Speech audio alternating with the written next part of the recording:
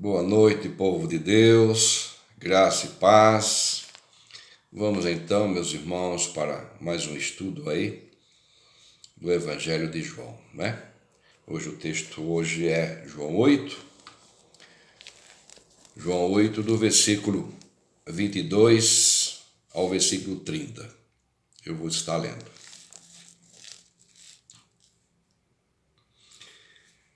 Vou começar no versículo 21.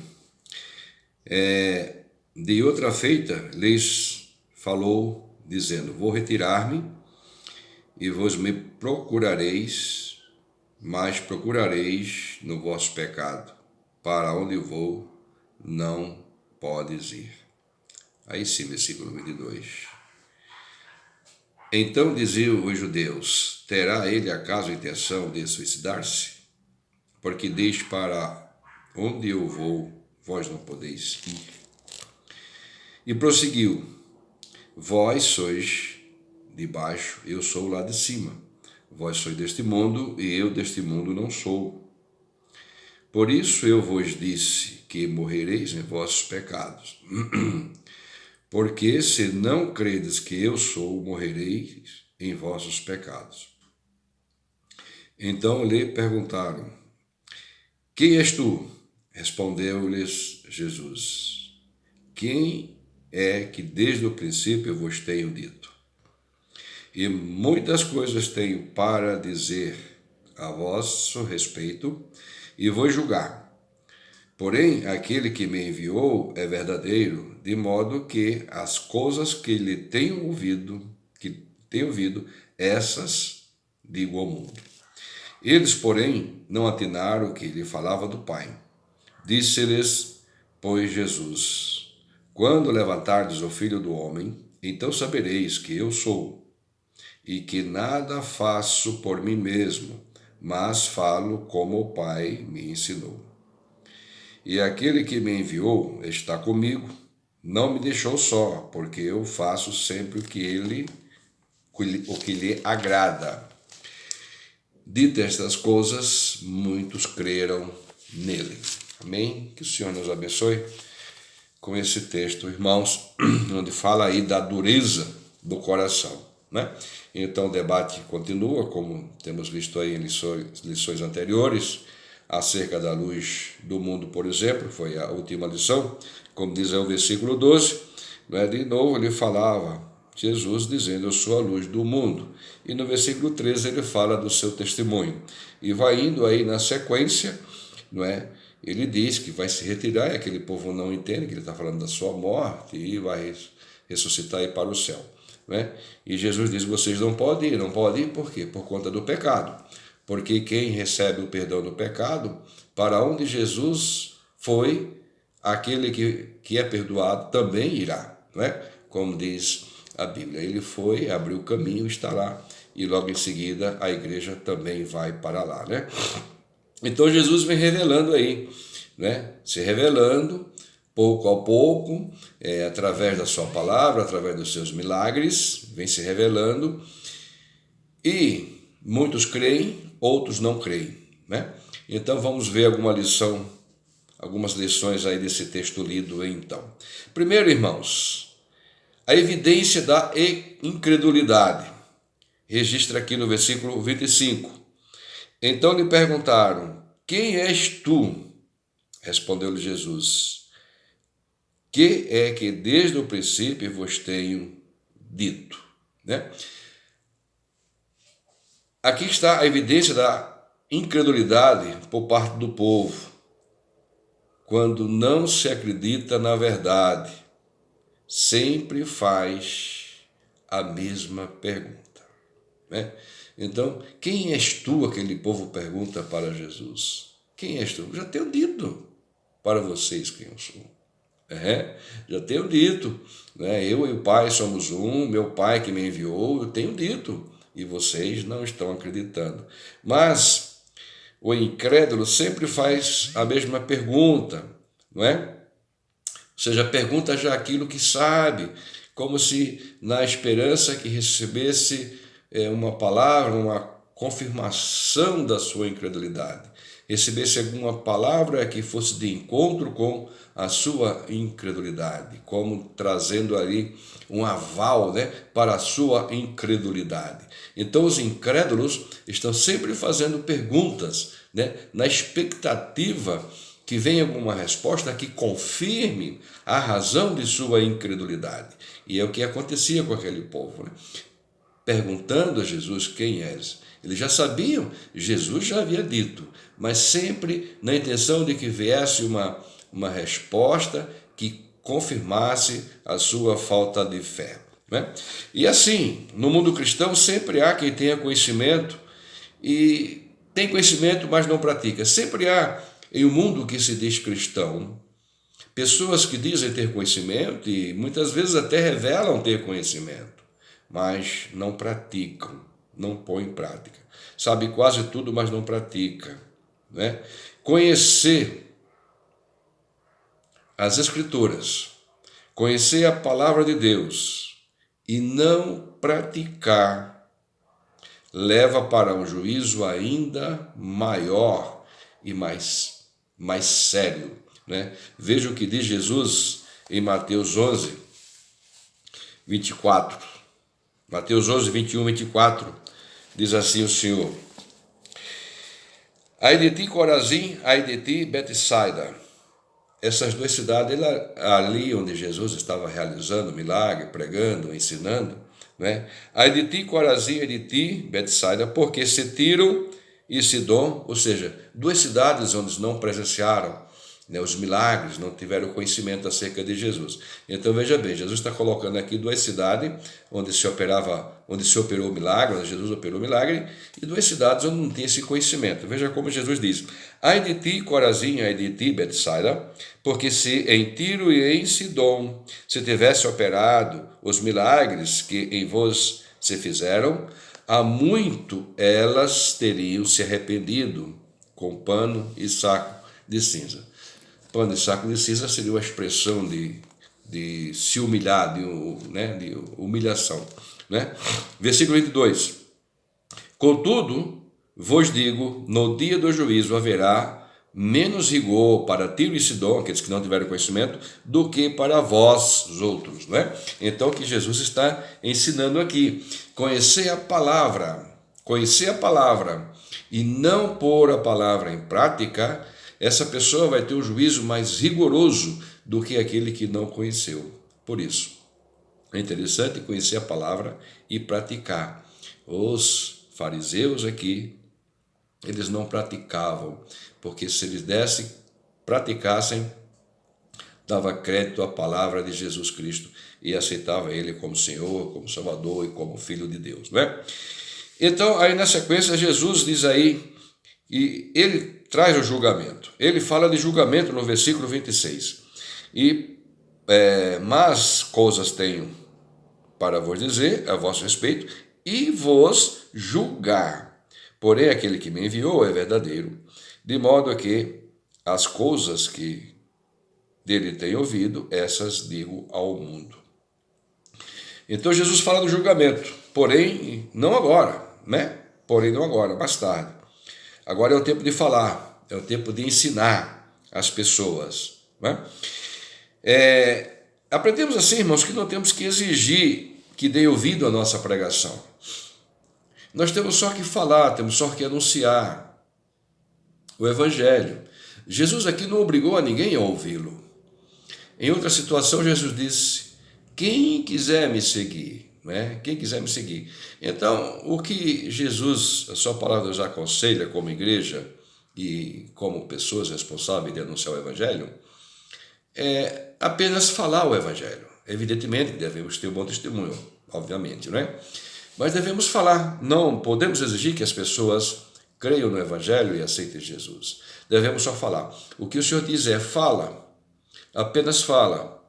Que o povo ouça, que o povo não ouça. Então nós temos a responsabilidade de falar, como Jesus aqui estava ensinando e falando. Hoje os pregadores apenas falam, né? Pregam como enviado do Senhor.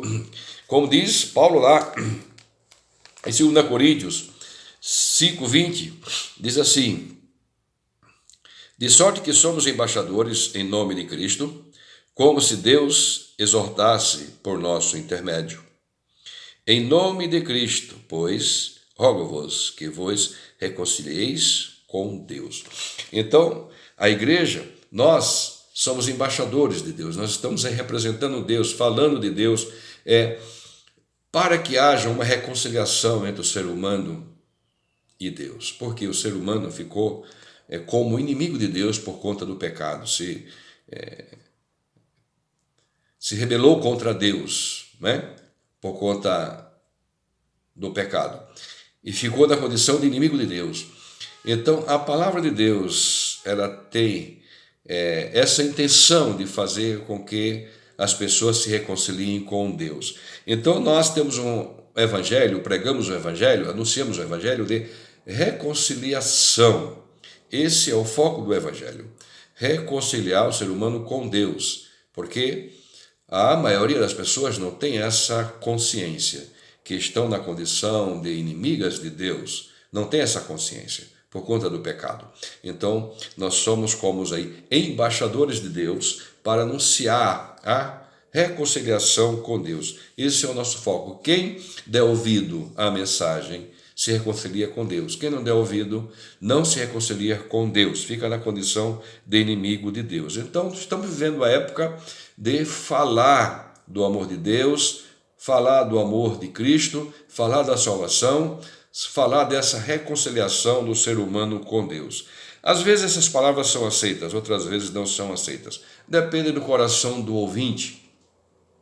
Jesus já havia explicado isso muitas outras vezes, mas eu penso aqui agora na parábola do semeador, né? Aquele que saiu a semear, a semente caiu na beira do caminho, terreno duro, não germinou, veio lá, né, o pássaro e levou, e outra caiu em terreno rochoso, né, não pôde criar raiz, né, outra caiu no meio dos espinhos, não pôde também dar um bom resultado, porque os espinhos sufocavam, e as que caíram no terreno bom, que aí acabou produzindo, né, simbolizando o coração do ser humano, né, a semente, a palavra que a gente vai falando, e cada coração recebe de uma forma, não é? E aquele coração que abre, ali a palavra penetra, né? E acaba frutificando, né? Então Jesus exemplificou. Então nós temos apenas que falar. O tipo do terreno nós não conhecemos. O que podemos fazer é preparar o terreno, como limpar, como adubar. Seria assim o bom testemunho, né? O aconselhamento, trabalhar para que as pessoas recebam Cristo. Mas quanto ao receber, depende de cada coração, né? E em terceiro, irmãos, Jesus revela aí a sua submissão ao Pai. Versículo 28, disse-lhe, pois, Jesus, quando levantardes o Filho do Homem, então sabereis que eu sou, e que nada faço por mim mesmo, mas falo como o Pai me enviou, né? Então Jesus não reagiu à prisão quando foram prender Jesus para crucificar, porque foi para isso que ele veio, né? E aquele povo não entendeu. E Jesus diz, olha, vocês vão entender só quando eu for crucificado, ou seja, quando eu for levantado, conforme diz aqui, né? E Jesus, em vários momentos, tentaram matá-lo, mas não tinha chegado a hora ainda, não é? Quando chegou a hora, então ele vai, se entrega, né? E ali ele repreendeu a decisão de Pedro, que Pedro reagiu, cortou a orelha de um homem lá, né? E Jesus reagiu, não, foi para isso que eu vim e é assim que vai ser, porque se fosse do contrário, se eu quisesse, eu rogaria ao Pai e ele mandava aí mais de 12 legiões de anjos para defender. Está lá em Mateus 26, 51, 54, né? Então Jesus deixa clara a sua obediência, né, para ir à cruz. Foi para isso que ele veio.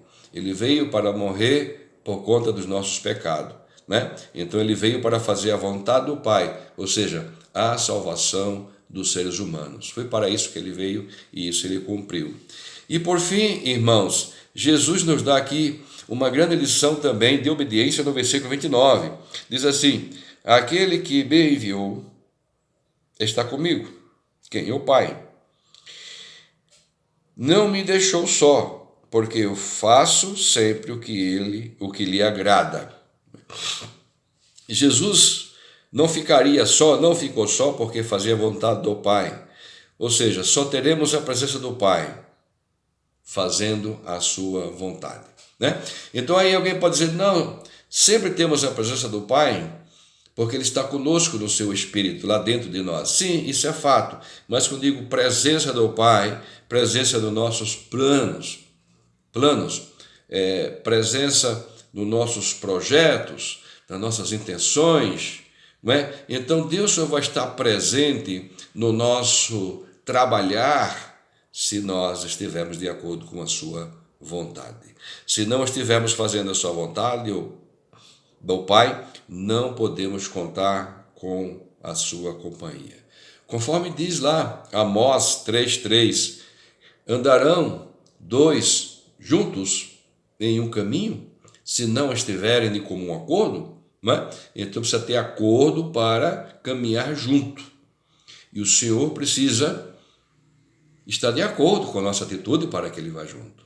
Senão Ele não vai junto. Vamos só. Por isso, né, a nossa preocupação de fazer a vontade do Pai, ser sempre submisso a Ele, para que Ele esteja conosco em todos os momentos.